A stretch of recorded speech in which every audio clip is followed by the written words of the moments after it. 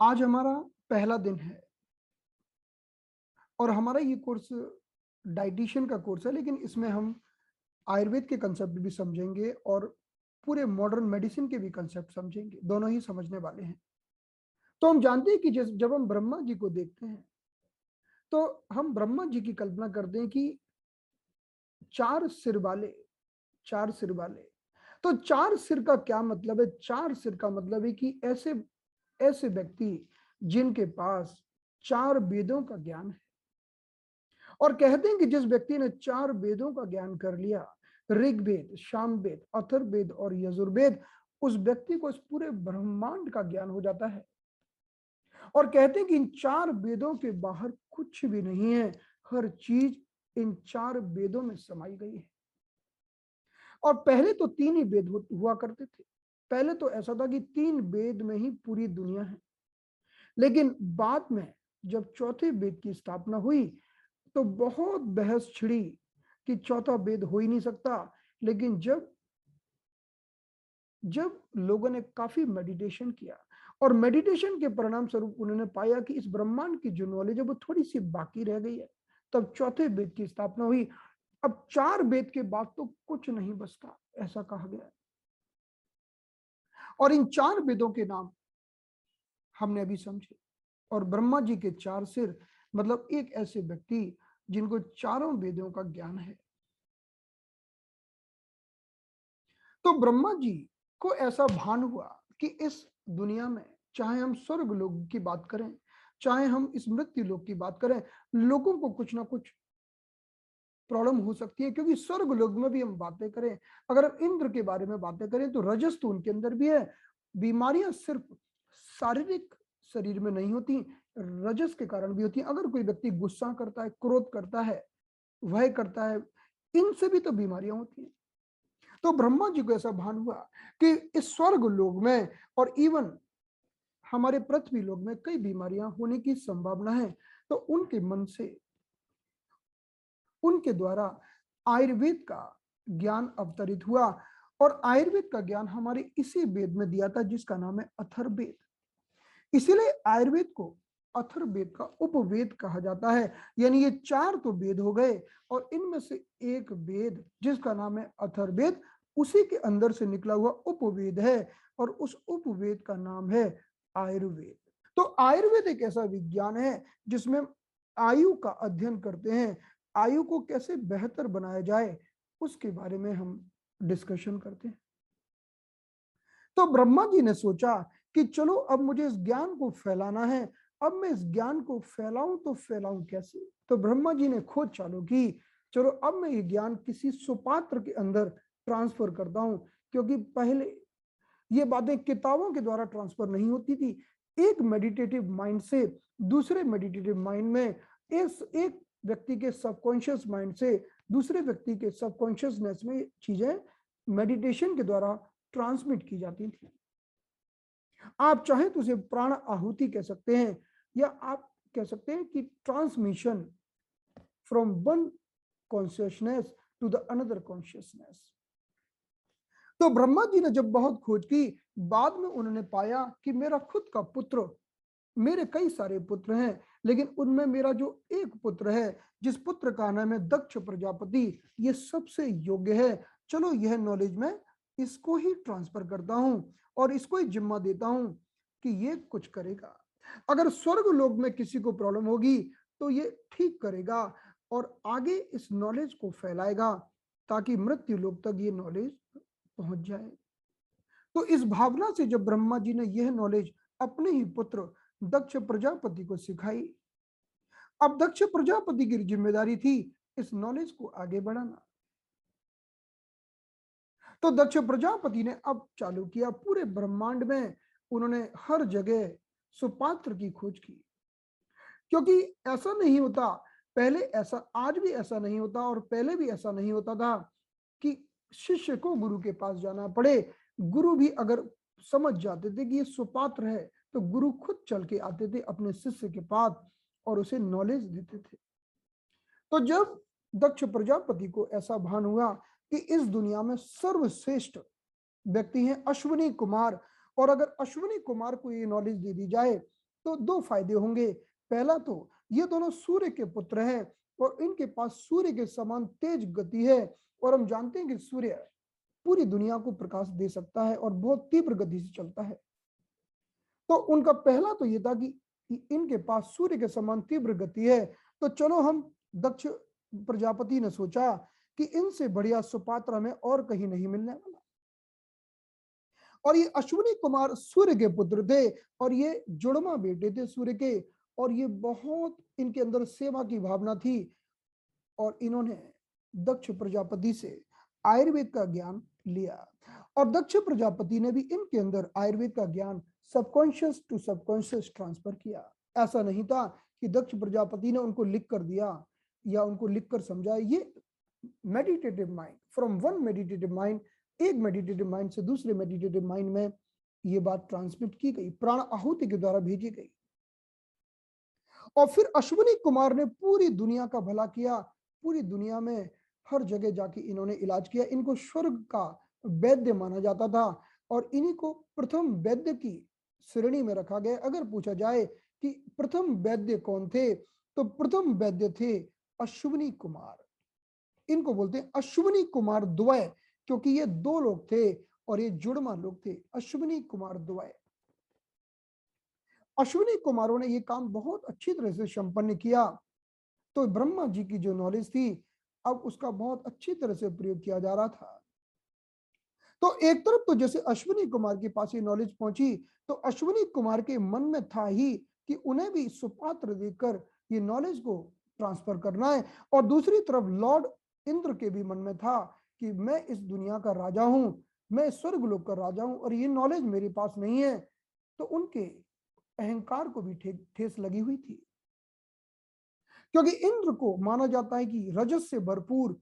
और हमने कितनी कहानियां सुनी हैं कि किसी ने भी ज्यादा तपस्या की, ध्यान साधना की, तो इंद्र जी पहुंच गए उसकी तपस्या भंग करने। तो इंद्र जी का तो एक ही काम था कि अपनी गद्दी को संभालना। और कहानियों में यह भी कहा जाता है कि यही कारण है कि कृष्ण जी ने इंद्र को श्राप दिया है कि कोई भी इंद्र जी की पूजा नहीं करेगा। तो आप देखिए, हम लोग सभी की पूजा करते हैं, हम लोग अग्नि की पूजा करते हैं, सूर्य की पूजा करते हैं, धनवंतरी की, अश्विनी कुमार की पूजा करते हैं, लेकिन इंद्र की पूजा नहीं करते, क्योंकि इनको कृष्ण का श्राप है और ये श्राप इनके अहंकार के कारण इन्हें प्राप्त हुआ है। लेकिन जो भी बात है, अश्विनी कुमारों को लगा कि इंद्र एक बहुत अच्छे सुपात्र हैं और इंद्र के माध्यम से यह ज्ञान आगे बढ़ सकता है। तो इंद्र ने यह ज्ञान प्राप्त कर लिया अश्विनी कुमारों के माध्यम से, क्योंकि पहले समय में ज्ञान प्राप्त करने का अधिकार दो लोगों को था, या तो राजा या फिर ब्राह्मण। और ब्राह्मण का अर्थ था, ब्राह्मण उस व्यक्ति को कहा जाता था जो वेदों का अध्ययन करता है। तो पहले समय में लोगों के वर्गों का निर्धारण उनके कार्य से होता था कि अगर कोई व्यक्ति वेदों का अध्ययन करता है तो उसे ब्राह्मण कहा जाता था, अगर कोई व्यक्ति युद्ध करता था तो उसे क्षत्रिय कहा जाता था। तो पहले ज्ञान का अधिकार केवल दो लोगों को प्राप्त था, एक तो राजा और दूसरा ब्राह्मण। तो जब इंद्र को ये नॉलेज प्राप्त हो गई, अब इंद्र बड़े तृप्त हो गए, संतृप्त हो गए। वाओ! क्योंकि इंद्र के मन में बड़ी कामना थी नाम की, नेम और फेम की। तो इंद्र ने बोला, अब मैं कुछ ऐसा करूंगा ताकि पूरे पृथ्वी लोक पर, मृत्यु लोक पर मेरा नाम हो। इस भावना से इंद्र ने इस ज्ञान को हमारी पृथ्वी में, मृत्यु लोक में फैलाने की सोची। तो एक तरफ तो इंद्र ऐसा सोच रहे थे और दूसरी ओर हमारे पृथ्वी लोक पर हाहाकार मचा हुआ था, बीमारियों का तांता लगा हुआ था। लोग इतनी सारी बीमारियों से परेशान थे और कुछ ना कुछ उपाय खोज रहे थे। तभी कई ऋषियों के ध्यान के दौरान उन्हें ऐसा आभास हुआ कि इंद्र हमें इन बीमारियों से, इस शारीरिक मानसिक बीमारियों से मुक्ति दिला सकते हैं। तो ऐसे ऋषियों का एक समूह इंद्र के पास आया। तो इंद्र ने मुख्य रूप से 3 लोगों को चुना, और 3 लोगों को इंद्र ने चुना। पहले एक व्यक्ति को उन्होंने मेडिसिन की नॉलेज दी और मेडिसिन ही बाद में चलकर चरक संहिता बनी। और दूसरे शिष्य को इन्होंने मुख्य रूप से सर्जरी की नॉलेज दी, वही आगे चल के सुश्रुत संहिता बनी। और तीसरे शिष्य को इन्होंने पीडियाट्रिक के बारे में सिखाया कि कैसे बच्चों की चिकित्सा की जाती है। तो इस तरह से इन्होंने 3 शिष्य को मुख्य रूप से ज्ञान दिया। चलिए हम उन 3 शिष्यों के बारे में एक बार देखते हैं कि इंद्र के 3 शिष्य कौन थे। पहले उनके शिष्य थे जिनका नाम था भरद्वाज। भरद्वाज की ही श्रेणी में आगे चलकर चरक संहिता का निर्माण हुआ, आगे चल के भागवत संहिता बनी। और इनके दूसरे शिष्य थे धन्वंतरी। धन्वंतरी की लाइन में ही आगे चल के सुश्रुत संहिता और सर्जरी का विकास हुआ। और तीसरे इनके ऋषि थे जो सीखने गए थे इंद्र के पास, जिनका नाम था काश्यप। काश्यप ऋषि ने ही आगे चलकर पूरी वाल चिकित्सा का वर्णन किया। वाल चिकित्सा, तो जब भी हम पढ़ते हैं काश्यप संहिता, तो काश्यप संहिता का मतलब होता है कि हम बच्चों की चिकित्सा के बारे में पढ़ रहे हैं। We are talking about the kids, हम बच्चों के बारे में पढ़ रहे हैं। तो जब हम धन्वंतरी की बात करें, धन्वंतरी जी ने इस ज्ञान को इंद्र से सीखा था, लेकिन धन्वंतरी जी को बाद में लगा कि मैं ज्यादा समय तक नहीं रहूंगा इस मृत्यु लोक में। तो धन्वंतरी जी अपनी नॉलेज सुश्रुत को देखकर वापस स्वर्ग लौट गए। और बाद में सुश्रुत ने लिखी सुश्रुत संहिता, जिसमें मुख्य रूप से सर्जरी के बारे में कहा गया था। कहानियों में कहा जाता है कि धन्वंतरी जी ने तो सुश्रुत को नॉलेज दे दी, और फिर सुश्रुत काशी यानी बनारस में रहा करते थे।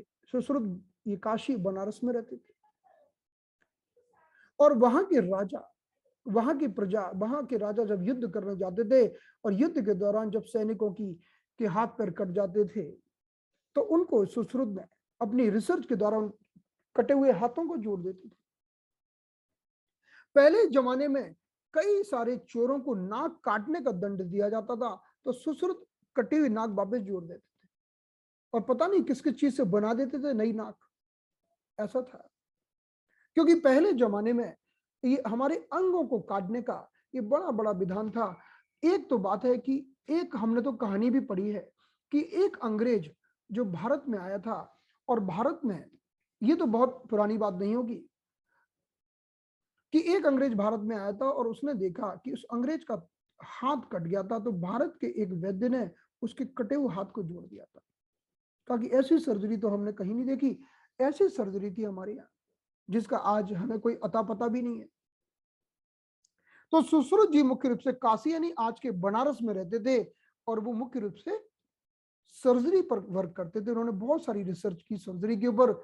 अब आप सोचोगे कि पहले जमाने में इतने उपकरण कहाँ थे। सुश्रुत क्या करते थे कि जो मृत शरीर होता था उसको पानी के अंदर रखते थे, और उसकी चमड़ी थोड़ी थोड़ी फूल जाती थी, और फिर एक एक लेयर का अध्ययन करते थे, बॉडी को डिसेक्ट करते थे, अपने स्टूडेंट को सिखाते थे इसके बारे में। देखो,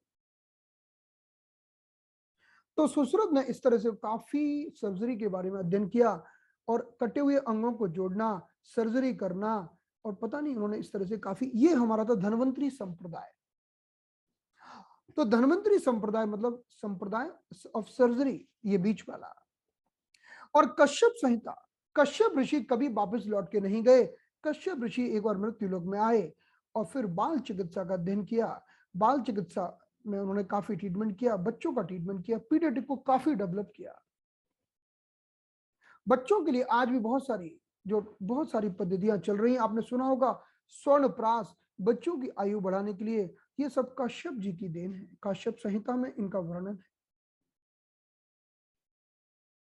और तीसरा संप्रदाय था जो सबसे ज्यादा उस समय विकसित हुआ, जिसका नाम था भरद्वाज। क्योंकि आगे चलकर इसी संप्रदाय में चरक और भागवत का उल्लेख मिलता है।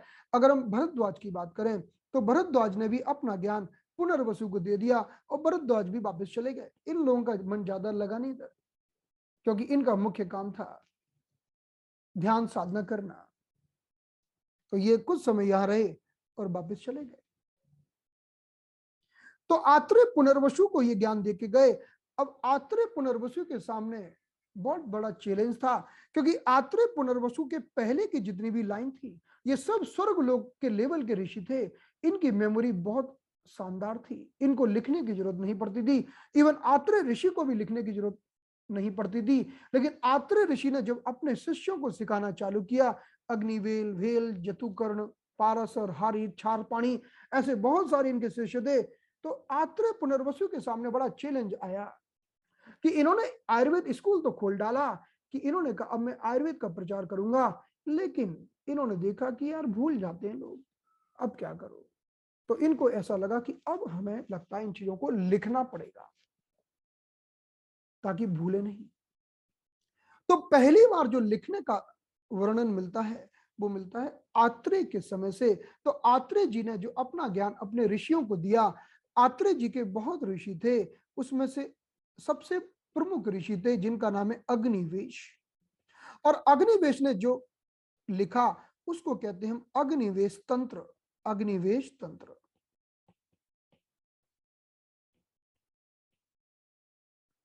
ऐसे तो उनके और जितने भी विद्यार्थी थे उनने भी सब लिखा। हारित ने जो लिखा उसको हारित संहिता दे दिया, भेल ने जो लिखा उसको भेल संहिता नाम दे दिया। इनके अलग अलग ऋषियों ने जो जो लिखा उसको उन्होंने अपने अपने नाम से दे दिया, लेकिन जो सबसे बेहतरीन लिखा वो लिखा अग्निवेश ने। तो इस संप्रदाय को हम अग्निवेश की लाइन में ही आगे बढ़ा हुआ मानते हैं। तो आत्रेय पुनर्वसु के बाद जब अग्निवेश आए, और अग्निवेश के ही फिर आगे जो शिष्यों में, कई शिष्यों में एक शिष्य थे जिनका नाम था चरक। उनका नाम था चरक। तो हमने देखा कि आत्रेय जी ने आयुर्वेद स्कूल की स्थापना की, आयुर्वेद स्कूल खोला, और मुख्य रूप से इनके 6 शिष्य थे, जिसमें सबसे प्रमुख शिष्य थे और सबसे इंटेलिजेंट थे अग्निवेश। इन्होंने जो किताब लिखी उसका नाम है अग्निवेश तंत्र। और इसी अग्निवेश तंत्र को चरक ने बाद में एडिट कर डाला और इसका नाम दे दिया चरक संहिता। तो हम चरक संहिता में जो पढ़ते हैं वो अग्निवेश तंत्र ही है, संहिता, यानी वो अग्निवेश जी ने लिखा हुआ है, चरक ने उसको एडिट किया है। तो आयुर्वेद कॉलेज में चरक संहिता पढ़ाई जाती है, और चरक संहिता में जो कुछ है वो सब अग्निवेश तंत्र है। तो देखा जाए तो ये भरद्वाज की लाइन है। भरद्वाज ने आत्रेय जी को सिखाया। आत्रेय जी के कई शिष्यों में अग्निवेश थे, अग्निवेश में ने चरक को सिखाया। और आगे चलकर फिर बाघभट्ट भी आए। बाघभट्ट ने तो एक एक सूत्र के ऊपर बड़ी खोजें की, बड़ा क्लिनिकल पर्सपेक्टिव देखा। एक एक सूत्र के ऊपर इन्होंने 50 व्याख्याएं की, इन्होंने एक सूत्र लिखा और उसके ऊपर इस ऐसा एक्सप्लेनेशन, इस 50 एस्पेक्ट से एक्सप्लेनेशन कर डाला कि जब तक तुम्हारे दिमाग में वो चीज पूरी घुस ना जाए तब तक। इसलिए बाघभट्ट ने जो लिखा वो सबको आसानी से समझ में आता था। इसलिए आज भी आप अगर दक्षिण भारत में जाओगे तो वहां पर लोग बाघभट्ट को पढ़ते हैं। और बाघभट्ट ने जो किताबें लिखी उसका नाम था अष्टांग संग्रह और अष्टांग हृदय। तो बाघभट्ट जी ने मुख्य रूप से 2 किताबें लिखी, एक का नाम था अष्टांग हृदय और दूसरे का नाम था अष्टांग संग्रह, और जिनको समझना बड़ा ही आसान है, इसीलिए इसका नाम रखा है हृदय। जो हृदय को आसानी से समझ में आ जाए उसी को हम अष्टांग हृदय कहते हैं। ये जितने भी लोग थे ये कोई ऐसे नहीं थे कि ये अपनी आजीविका चलाने के लिए या पैसे कमाने के लिए ये काम करते थे, एक भी ऐसा नहीं था। बाघभट्ट ने चाहे चरक ने, इन्होंने किसी ने भी कभी पैसा कमाने के लिए काम नहीं किया। इन्होंने सिर्फ मानव सेवा के लिए काम किया। अगर शायद पैसा कमाने के लिए करते तो कभी इतना बड़ा काम नहीं कर पाते। आज हम थोड़ा सा काम करते हैं तो हमें लगता है यार अपना नाम हो जाए, लेकिन बाघभट्ट ने तो उल्टा चरक ऋषि से पूछा, हे गुरुवर कुछ ऐसा करो कि मेरा दुनिया में नाम ना फैले, क्योंकि नाम फैलेगा तो लोग मेरे पीछे आएंगे और मैं ध्यान साधना ना कर पाऊंगा, मेरा रिसर्च वर्क भी रुक जाएगा और मेरी साधना भी रुक जाएगी। मैं मानव सेवा करना चाहता हूं लेकिन अपनी ध्यान साधना में भी लगातार निरंतर करते रहना चाहता हूं। तो उनके चरक ऋषि ने कहा, बेटा ये तो असंभव है, तुम बुरा काम करोगे तो अपयश मिलना से कोई नहीं रोक सकता, और तुम इतना अच्छा और सुंदर काम करने जा रहे हो और तुम्हें यश ना मिले, तुम्हें मान सम्मान ना मिले, नेम एंड फेम ना मिले, ये पॉसिबल नहीं है, इट्स नॉट पॉसिबल। तो फिर उन्होंने कहा तो क्या उपाय है दूसरा। तो चरक ने कहा ठीक है, तुम्हें मरने के बाद यश मिलेगा। फिर वही हुआ। तो आज अगर आप दक्षिण भारत में जाते हो, बागवट जी का इतना नाम है कि पूरे आयुर्वेद कॉलेज में सारी ये अष्टांग हृदय मुख्य रूप से पढ़ाई जाती है, इवन नॉर्थ इंडिया में भी। लेकिन नॉर्थ इंडिया में लोग चरक और सुश्रुत भी पढ़ते हैं, लेकिन साउथ इंडिया में आप अगर बहुत सारे प्रिपरेशन देखेंगे, मेडिसिनल प्रिपरेशन, वो अष्टांग हृदय के ऊपर है और बड़ा गजब का काम करते हैं, गजब का। अष्टांग हृदय की कई बुक तो तमिल लैंग्वेज में अवेलेबल है, तमिल, क्योंकि हमारे बहुत सारे आयुर्वेद के जो ज्ञानी हैं उन्होंने किताबें संस्कृत में लिखी हैं और उनमें से कई लोगों ने तो तमिल में लिखी हैं। इसीलिए तमिल लैंग्वेज भी हमारी बहुत एंशियंट लैंग्वेज है और जिसमें आयुर्वेद का बहुत ऐसा साइंस लिखा पड़ा है जो आपको कहीं नहीं मिलेगा। आयुर्वेद का रियल साइंस या तो आपको संस्कृत में मिलेगा या तमिल में मिलेगा, बाकी जो कुछ है सब ट्रांसलेशन है, वो भी बहुत बात का। हिंदी का भी वो सब ट्रांसलेशन ही है। रियल और ओरिजिन आपको मिलेगा वेदर इन द संस्कृत और इन द तमिल। पहले जो ये ज्ञान लिखा जाता था वो ताड़ के पत्तों पर लिखा जाता था, और आपको मालूम होगा जब मुगलों ने आक्रमण किया था उन्होंने पूरे हमारी यूनिवर्सिटीज को जला दिया था, पूरे ताड़ पत्र जला दिए थे। तब कई लोगों ने उन ताड़ पत्रों को बांधकर मटके में रखकर जमीन के नीचे गाड़ दिया था। आज भी जब खुदाई में एकदम से वो निकल आते हैं तो उसमें ज्ञान या तो तमिल में मिलता है, संस्कृत में मिलता है, तो एकदम से कुछ नया मिल जाता है, लेकिन बहुत सारा तो खत्म हो गया, जल गया, भस्म हो गया। लेकिन अगर फिर से ध्यान साधना की जाए, प्राणायाम किया जाए, एक बहुत गहरे लेवल तक अपने चेतन मन को ले जाया जाए, तो फिर से वो ज्ञान उदय हो सकता है। किताबों से तो पूरा ज्ञान कभी नहीं आ सकता, कभी भी नहीं, ना पहले आया था ना कभी आएगा। किताबों से हम लोग एक रट्टू तोता बन सकते हैं, अपने कमाने के लिए, अपना क्लिनिक ओपन करने के लिए हम काम कर सकते हैं, लेकिन जो रियल ज्ञान है वो एक मेडिटेटिव हार्ट में ही आ सकता है। ये क्लियरली आयुर्वेद में लिखा है।